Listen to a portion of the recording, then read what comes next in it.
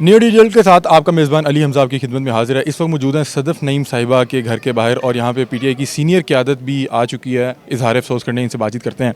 हमाद अज़हर साहब हमारे साथ मौजूद होंगे। अस्सलाम वालेकुम। वालेकुम सलाम जी। सर, सबसे पहले इतना अफसोसनाक वाक़या, पहले तो ये बता दें कि क्या खान साहब के कंटेनर की जद में आई हैं? जी, खान साहब का जो कंटेनर था वो चल रहा था, उसके साथ साथ लोग चल रहे थे।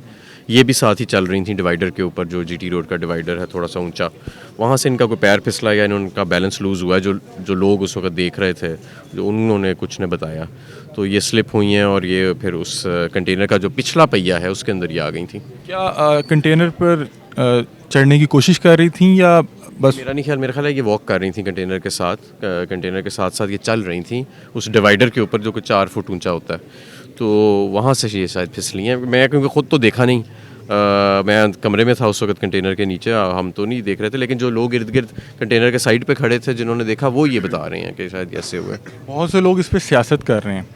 हमने देखा कि अरशद शरीफ साहब के मामले पे भी बहुत से लोग सियासत कर रहे थे और इस मामले में भी देख रहे हैं। तो क्या सहाफ़ी को जब भी कोई मसला पेश आएगा उस पर तमाम पॉलिटिकल पार्टी को मौका मिल जाएगा कि पॉइंट स्कोरिंग कर?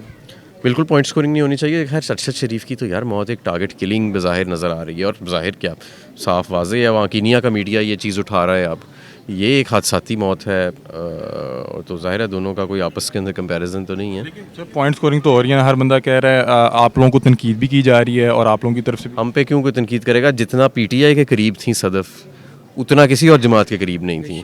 जितना हमारे दिल में उनके लिए जगह थी और उनके दिल में हमारे लिए जगह थी, उतना और किसी को नहीं रंज हो सकता जितना आज पीटीआई को रंज है सदफ़ की के इस हादसे पे। सर, आपकी मौजूदगी का फ़ायदा उठाते हुए एक आखिरी सवाल पूछना चाह रहा हूँ कि अरशद शरीफ के मामले में एक अवामी बयानिया है और फिर उसके मुखालिफ एक और बयानिया बनाने की कोशिश की गई जो कि आप लोगों के अगेंस्ट जाता है। उस बारे में क्या कहेंगे? क्योंकि फैसल वाडा की जो प्रेस कॉन्फ्रेंस थी, वो एक बयानिया बिल्ड करने की कोशिश की गई, लेकिन मेरा ख्याल है कोई उस तरह से हो नहीं पाया जो आप लोगों के अगेंस्ट जाता था। नहीं, बयानिया क्या, हम तो हकाइक पे बात चाह रहे हैं। हम कह रहे हैं उसकी आप यूएन के ज़रिए आप अरशद शरीफ के कत्ल की तफ्तीश करा लें और उसकी इंक्वायरी करा लें। जो हकाइक हैं वो सामने आ जाएं। बयानिया क्या? वो लोग कह रहे हैं कि आप लोगों की तरफ से उन्हें भेजा गया और आप लोगों के लोगों ने टिकट्स करवा के दी। नहीं, ये फिर तो ये फैसला किया जाए ना कि वो कौन लोग थे जिनकी वजह से यहाँ पाकिस्तान में माहौल तंग हुआ कि उसको बाहर जाना पड़ा। कॉज तो वहाँ से शुरू हुआ ना।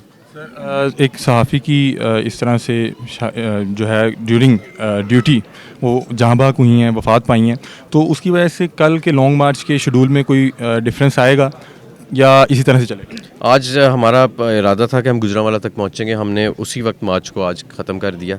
कल हम उस पॉइंट से शुरू करेंगे जहां से हमने छोड़ा था, वहां पे हम शुरू करेंगे। लेकिन पहले खान साहब यहां आएंगे और पूरा इस सिलसिले को हम खान साहब की जो मुलाकात करेंगे, उसके बाद हम मार्च में का फ़ैसला भी होएगा। मार्च हम कल कामोकी से शुरू करेंगे 11 बजे के करीब, लेकिन पहले खान साहब यहाँ तशरीफ़ लाएंगे। बहुत शुक्रिया।